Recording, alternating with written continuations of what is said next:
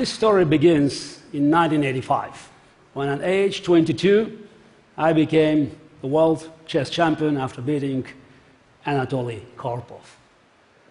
Early that year, I played what is called simultaneous exhibition against 32 of the world's best chess-playing machines in Hamburg, Germany.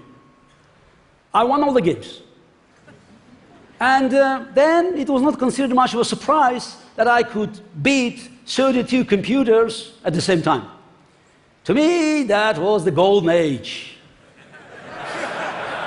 Machines were weak, and my hair was strong. Just 12 years later, I was fighting for my life against just one computer in a match called by the cover of Newsweek, "The Brain's Last Stand." No pressure. From mythology to science fiction, human versus machine has been often portrayed as a matter of life and death.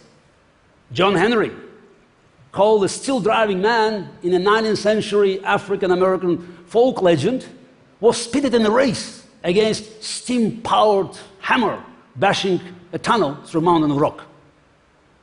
John Henry's legend is a part of a long historical narrative pitting humanity versus technology. And this competitive rhetoric is standard now. We're in a race against the machines, in a fight or even in a war. Jobs are being killed off, people being replaced as if they had vanished from the earth. It's enough to think that the movies like The Terminator or The Matrix are non-fiction.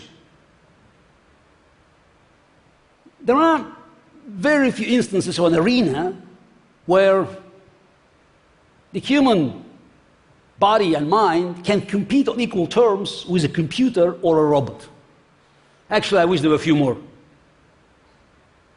Instead, it was my blessing and my curse to literally become the proverbial man in the man versus machine competition that everybody is still talking about. In the most famous human-machine competition since John Henry, I played 2 matches against the IBM supercomputer Deep Blue. Nobody remembers that I won the first match.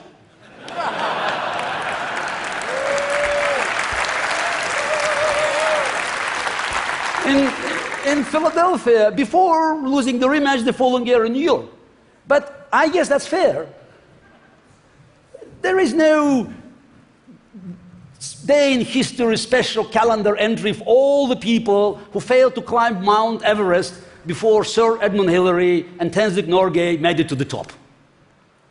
And in 1997, I was still the world champion. When chess computers finally came of age. I was Mount Everest, and Deep Blue reached the summit. I should say, of course, not that Deep Blue did it, but its human creators, Anand Tharman, Campbell, Hon, Su, hats off to them. As always, machine's triumph was a human triumph, something we tend to forget when humans are surpassed by our own creations. Deep Blue was victorious. But was it intelligent? No. No, it wasn't. At least not in the way Alan Turing and other founders of computer science had hoped. It turned that chess could be crunched by brute force once hardware got fast enough and algorithms got smart enough. Although by the definition of the output, grandmaster level chess, Deep Blue was intelligent. But even at the incredible speed, 200 million positions per second, Deep Blue's method provided little of the dreamt of insight into the mysteries of human intelligence. Soon, Machines will be taxi drivers and doctors and professors, but will they be intelligent, quote unquote? I would rather leave these definitions to the philosophers and to the dictionary. What does really matter is how we humans feel about living and working with these machines. When I first met Deep Blue in 1996, in February, I had been the world champion for more than 10 years. And I had played 182 world championship games and hundreds of games against other top players in other competitions. I knew what to expect from my opponents and what to expect from myself. I was used to measure their moves and to gauge their emotional state by watching their body language and looking at their eyes. And then I sat across the chessboard from Deep Blue. I immediately sensed something new, something unsettling. You might experience a similar feeling the first time you ride in a driverless car, or the first time your new competitor manager issues an order at work. But when I sat at that first game, I couldn't be sure what this thing was capable of. Technology can advance in leaps, and IBM had invested heavily. I lost that game. And I couldn't help wondering, might it be invincible? Was my beloved game of chess over? These were human doubts, human fears, and the only thing I knew for sure, that my opponent, Deep Blue, had no such worries at all. I fought back after this devastating blow to win the first match, but the writing was on the wall. I eventually lost to the machine, but I didn't suffer the fate of John Henry, who won, but died with his hammer in his hand.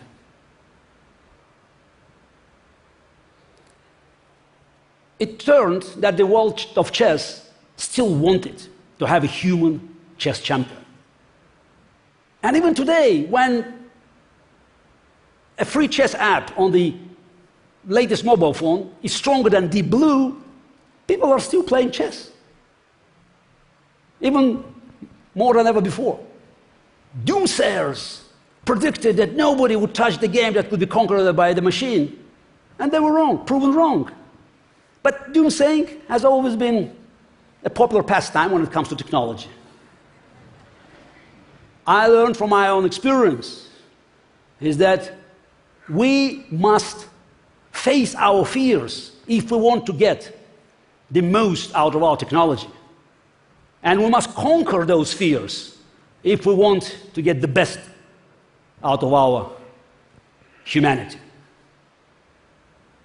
While licking my wounds, I got a lot of inspiration from my battles against Deep Blue. As the old Russian saying goes, you can't beat them, join them. And I thought, what if I could play with a computer, together with a computer at my side, combining our strengths?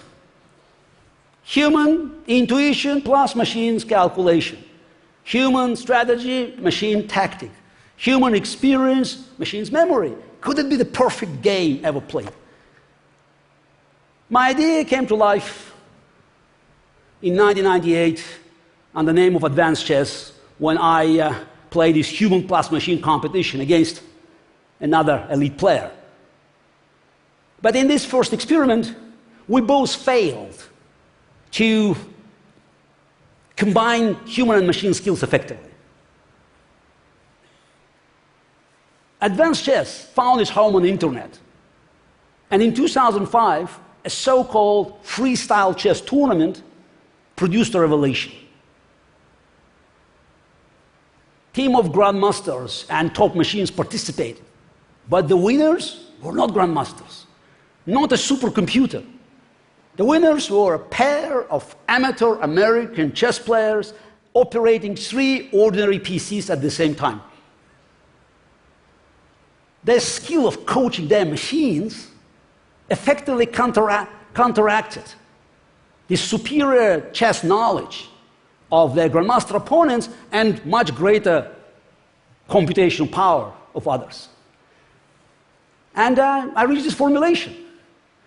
A weak human player plus a machine plus a beta process is superior to a very powerful machine alone, but more remarkably, is superior to a strong human player plus machine and an inferior process. This convinced me that we would need better interfaces to help us coach our machines towards more useful intelligence. Human plus machine isn't the future. It's present. Everybody has used online translation to get the gist of a news article from a foreign newspaper, knowing it's far from perfect. Then we use our human experience to make sense out of that, and then machine learns from our corrections. This model is spreading in investing, medical diagnosis, security analysis. The machine crunches data, calculates probabilities, gets 80% of the way, 90%, making it easier for analysis and decision-making of the human partner. But you are not going to send your kids to school in self-driving car with 90% accuracy, even with 99%. So we need leap forward to add a few more crucial decimal places. 20 years after my match with Deep Blue, second match, this sensational, the brain's last stand headline has become commonplace as intelligent machines move in every sector, seemingly every day. But unlike in the past, when machines replaced farm animals, manual labor, now they're coming after people with college degree and political influence. And as someone who thought machines are lost, I'm here to tell you this is excellent, excellent news. Eventually, every profession will have to feel this pressure, or else it will mean humanity has ceased to make progress. We don't get to choose when and where technological progress stops. We cannot slow down. In fact, we have to speed up. Our technology excels at removing difficulties and uncertainties from our lives. And so we must seek out ever more difficult, ever more uncertain challenges. Machines have calculations. We have understanding. Machines have instructions. We have purpose. Machines have objectivity. We have passion. We should not worry about what our machines can do today. Instead, we should worry about what they still cannot do today, because we will need the help of the new intelligent machines to turn our grandest dreams into reality. And if we fail, it's not because our machines are too intelligent or not intelligent enough. If we fail, it's because we grew complacent and limited our ambitions. Our humanity is not defined by any skill, like swinging a hammer or even playing chess. There is one thing only human can do. That's dream. So let us dream big. Thank you.